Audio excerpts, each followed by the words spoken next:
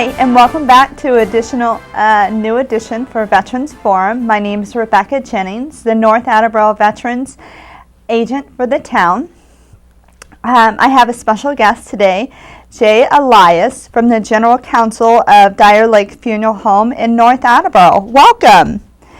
Can you tell us a little bit about yourself and your background and how you came to work at Dyer-Lake? My background is healthcare law. I was a senior partner in a law firm in Rhode Island for many years, and I represented hospitals and doctors and nurses and other healthcare providers in running their businesses, in creating policies and practices and protocols, in helping them when they were sued, and so very intensive healthcare background and work.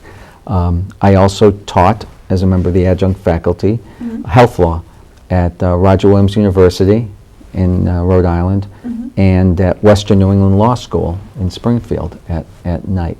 Over the course of a period of time, I sat on the ethics committees for some hospitals, and I became involved in a lot of end-of-life related healthcare issues, families facing crises, documents from powers of attorney for healthcare and living wills, and a whole host of things. And so ultimately, I play squash, which is sort of like racquetball.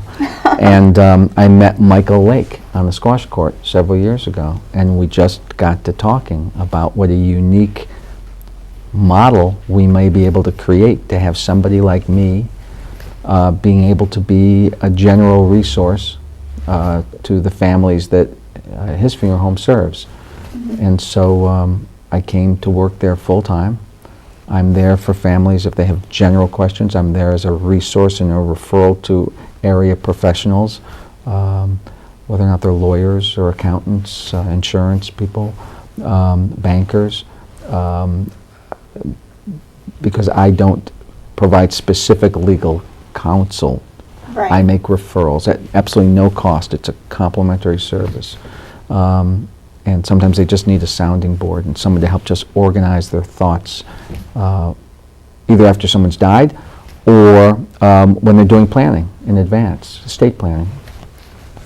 The other piece of my job is I am responsible for all of our community and charitable involvement. And so that's in part, what you and I have gotten to talk about. A big background. It's a big broad brush of things, and it all ties together very nicely, though. And it's, but yeah, it's a broad background, and I get to draw on my health law experience. I still am involved on the board of directors of the Hospice Federation of Massachusetts, for example. I do education to hospice nurses and healthcare providers. I'm involved at Sturdy Memorial Hospital. I use my healthcare background however I can. So it's a nice balance. Certainly. So you did a follow module for creating that position. Are there other funeral homes within the country that have similar to what you do at Dyer-Lake? No, we created our own unique model. I know there are no other funeral homes locally or in the country that have this kind of a model. And it works. We started it by saying, look, the old-fashioned, old-school thought that a local business has an obligation to support its community. Right. It's a two-way street. Communities like to support the businesses that support the community, and we feel a civic obligation to support the community. And so, using my health law background and my teaching background, we created this model. And there's not another one of us anywhere in the country. And we're proud of it. We're very proud of it. You should be very proud of it. You're primarily responsible for the direction of Dyer-Lake's community and charitable works. I know you have quite a bit, so can you give us some examples? Sure, I'd be happy to. One of the starting points was for me to spend the first year or so to really get to know the community and where my expertise and my background would fit with the community and also dovetail with Dyer-Lake as a community-based organization. And so I've been involved. For example, as I said, I'm on the board of directors of the Hospice and Palliative Care Federation of Massachusetts, on the board of directors of New Hope, which is a nonprofit organization for the prevention and education. And that's in Attleborough. And that's in Attleborough, and throughout the Commonwealth of Massachusetts, especially the southeastern and south central part, domestic and sexual abuse prevention. And so my health background helps there, as does my belief that that's a phenomenal organization to support. I'm on the board of directors of the Attleborough Area Council of Churches, which is really a non-denominational, faith-based group that really the intent is to help feed a lot of the hungry that we have in this whole greater community. I'm on the board of directors of Keep North Attleborough Beautiful. So from a civic-minded, keeping this town as beautiful as possible and supporting the Great American Cleanup that we have every spring. I'm involved in the Bristol County ARC on the Trust and Guardianship Management Committee, wherever I can use my background and experience. And I then help us direct the charitable giving of this organization. And Dyer-Lake is just a privately owned funeral home. It's not part of a large national chain. And so we try and give wherever we can give. And whether or not we're giving money contributions, whether or not we are giving education. I speak at a lot of the senior centers in the area, everywhere from Mansfield and Plainville to Attleborough and North Attleborough. I'm very involved in the schools. Sharon, North Attleborough, I speak on protecting your identity and identity scam protections. So it's a lot. Quite a bit of programs. A lot of programs. You're going to highlight in a little bit. A lot of programs, and so all those are charitable and community-based giving. So yeah, it's great. I'm really honored to be able to do it. It's a lot of positive feedback. Yes. So you often speak throughout the area and the state. There's a wide range of topics that you speak on. Can you give us some insight? Sure. The common thread is personal wellness and awareness. I try, and all of our programs are free. I monthly host a program in the evening that we call Dyer-Lake Presents, and it's always about personal wellness and awareness. Is there a particular date on that? Every month it's different. It's posted on our website and our Facebook and throughout the town through the free press and the other And you'll areas. have it posted at the Veterans Department And I will have office. it posted, yes, and thank you. And these are always free. We always have refreshments. They're always upbeat, informative, educational. It's a unique dynamic. When people come to Dyer-Lake for one of my programs, they almost lose sight of the fact that they're coming to a funeral home. It's an interesting mix. But the programs, which I think the individuals, the veterans and their families who you serve would absolutely love them. They range from... Are these some of the Yeah, these are some programs? of them. How to protect yourself from scams, schemes, and fraud, for example. I had done And this definitely program. our veterans and our widows are they fall victim. Targets very often, unscrupulously, whether or not it's a phone call from the IRS. IRS never calls, but people get a phone call claiming to be from the IRS that we're going to attach your house, their liens for non-payment, and veterans are often the targets. Email scams. I did this program with the assistance of the District Attorney's Office, a representative of the Better Business Bureau of Massachusetts, and one of the North Attleborough local police. Programs on how to stay a little bit more mentally sharp. What little things can you do in life to stay mentally sharp, whether or not it's watching Jeopardy on TV and actually trying to answer the questions to... I love Jeopardy. Yeah, well, you know what? It's been proved to help, to learning music even at a late age, start to play the piano, to learning to eat a little bit better, introducing more walnuts into your life, avocados. There's a whole host of berries on things, how to stay sharp. Other programs are, how to listen more effectively. People confuse hearing with listening. We find that this program was directed at people who think they're great listeners, but 10 minutes into the conversation, if you ask them to repeat what you just said, they were thinking about, something else. What's for dinner tonight, or when is this person going to stop talking? A great program was how to deal with difficult people. Whether or not it's the person who knows it all, or whether or not it's the person who won't ever give you a straight answer, whether or not it's the person at the store who's just throwing up a wall when you're trying to communicate with them. We did a great program in conjunction with the Hakamak Y on, it's called Community CPR. We actually taught a certified program, chest compression only, CPR, which has been proven to be just as effective as the full mouth-to-mouth and chest compression CPR.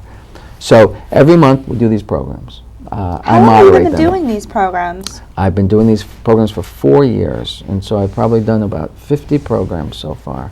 I also take these programs on the road. The senior centers, at different support groups, whether or not it's cancer support group, I've done them, whether or not it's the high school. I've done great programs through the Credit for Life fairs of the area high schools on how to protect yourself from being scammed.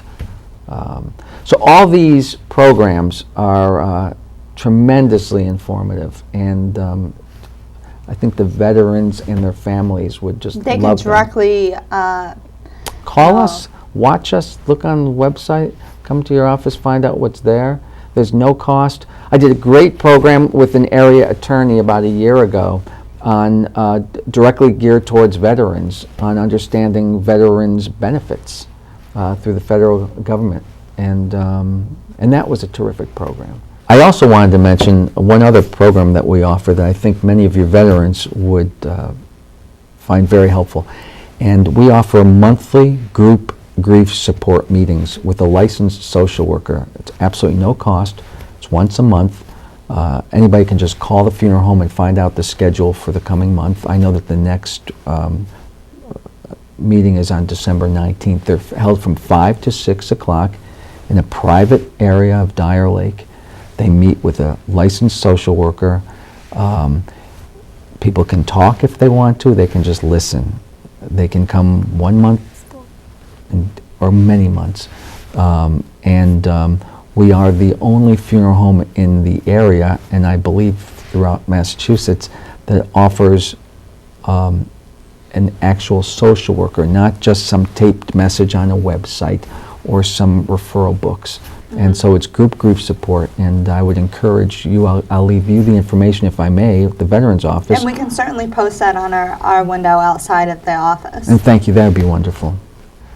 So a whole range of programs. So our veterans really can benefit from using the services and the programs that you offer at no cost. We feel yes, we feel very strongly that we have a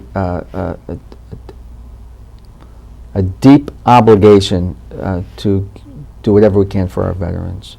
I know you didn't ask, but every year at Memorial Day, that holiday period, Memorial Day, we offer, and we have provided for many, many years, free transportation to any veteran or any family member of a veteran who wants to go to a national cemetery, the Bourne National Cemetery, for example, it's the Massachusetts National Cemetery in Bourne, to visit the gravesite of a loved one. Absolutely no cost. We drive them up there. We provide them snacks for the ride and fresh water, or to any area cemetery that they otherwise don't have a means transportation. As we do for any wake or visitation that we have at Dyer-Lake, if anyone in the community, including the veterans, they can't get transportation to one of our visitations for a family, we provide it free of cost. We will bring them to us. It's just something that we feel an obligation to do. Certainly. The Christmas the Christmas lighting. Do you mind hitting on that real quick? No, not at all. It was nice to see you for coming. Thank you. And I know you brought an ornament. Thank you for inviting me. Absolutely. And you brought an ornament. You yes, actually made an ornament. To represent our local vets that have passed away in 2016, and we had several of them. And what you did was you made an ornament with the emblems, of all the branches of the service, in a clear ornament. With military patches. With military patches. And you hung it on one of our many Christmas trees that are on display throughout the first floor. That's very special. I don't think a lot of funeral homes would, take that opportunity to really recognize and appreciate. They don't. This is the 19th year we did it. 19. And at this point in time, we have over 3,000 ornaments from people who have made personalized ornaments. That's incredible. Isn't that incredible? It starts the day after Thanksgiving. We start to put up the trees, and we unpack in airtight Tupperware containers each ornament that families have brought in with a name tag. We put in a Ziploc bag. They're kept from year to year. And the day after Thanksgiving, we start hanging up thousands of ornaments, and people come. For example, this year, you came for the first year. You found a special tree, just the right place, you hung the ornament. People will come back year after year to look for the ornament or ornaments that they brought in memory of a loved one in preceding years. This year, a family came. They were looking for the ornament for the loved one they had lost 18 years ago. Oh my goodness. And part of the tradition is searching through these beautifully lit trees throughout the building for their ornament. And then we had a brief remembrance service, non-denominational remembrance service. The nice thing about this was it was, and tell me if I'm inaccurate, it was actually heartwarming and upbeat. There was nothing It was beautiful. sad or depressing about it. No, absolutely not. It was beautiful. Yeah, it's really an exciting little program. And so, yes, we have a lot of veterans ornaments. People have brought in a lot of personalized ornaments that reflect the branch of the service, the dates of service, the dates of someone's birth and death. And so, absolutely, that's a nice tradition that we have. Now, we're going to move on to the next question. Okay. So, you certainly frequently you find that there's stigmas associated with working in the funeral business, of course. Of course. If so, what are some of them, and how do you address these stigmas? So, interestingly, I didn't know any funeral directors my whole life. I mean, we've all been to visitations, wakes, funeral services, but I never personally knew a funeral director until I had, as I said, started to play squash and become friendly with Michael Lake. I had a misconception that a funeral director and a funeral home would, and some are, dark and foreboding and just maudlin and gloomy. And what I did learn, and what I think I bring when I'm out there in the community, is the reality that we deal with the living just as much as with someone who has passed away. It's the families of someone who has passed away who come to us. And the care that their loved one receives is phenomenal, but the care that they receive is phenomenal. And the stigma when I first say I'm from Dyer-Lake Funeral Home is an immediate, whoa, are you going to start talking about death and dying? Well, if there's questions about it, I will answer from my perspective of what I know. But I think once I get to talking, once I get to explaining what I do, all the great programs that you offer, then it becomes a matter of fact that, okay, it's Jay Elias from Dyer-Lake Funeral Home. He's here as part of the community service. He's here educationally. He's here to represent this business's commitment to the community. There's not one person at Dyer-Lake who is hoping that someone's going to die. What we hope is that when someone passes away, they say, where's the best place I can go? But it's not like we are wishing people to die. We hope everybody lives a long, healthy life. My job is to help people live a long, healthy life. and to educate them. And to educate them for when the time may be, or in advance. That's the other big piece of it is, pre-planning is a huge thing. What a great gift people can give their families by speaking to a funeral director and making all the arrangements they want to in advance. They don't even have to pay at that time, so that their loved ones aren't faced with making terribly emotional and business decisions. So it's a balance, but I think I'm a very upbeat, positive. I'm the kind of guy who the glass is always 3/4 full, and it comes across. And that, I think it does. that takes away from that stereotype and stigma. So there are aspects of the past work as a practicing attorney that you miss? Oh, sure. I mean, I think what I've done is I've reached a balance. I figured out a nice balance. The thing I liked about my practice in health law was I was always having to learn. If I was representing a cardiologist in a case, I had to learn a lot about the cardiology And a lot issues. of research. Right, and it's constant education, and I love education.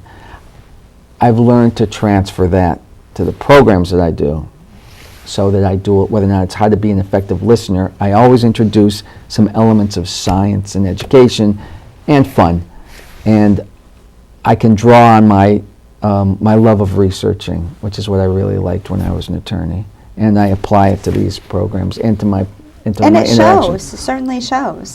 Well, thanks. Thanks. Now, what do you find the most rewarding about working at Dyer-Lake?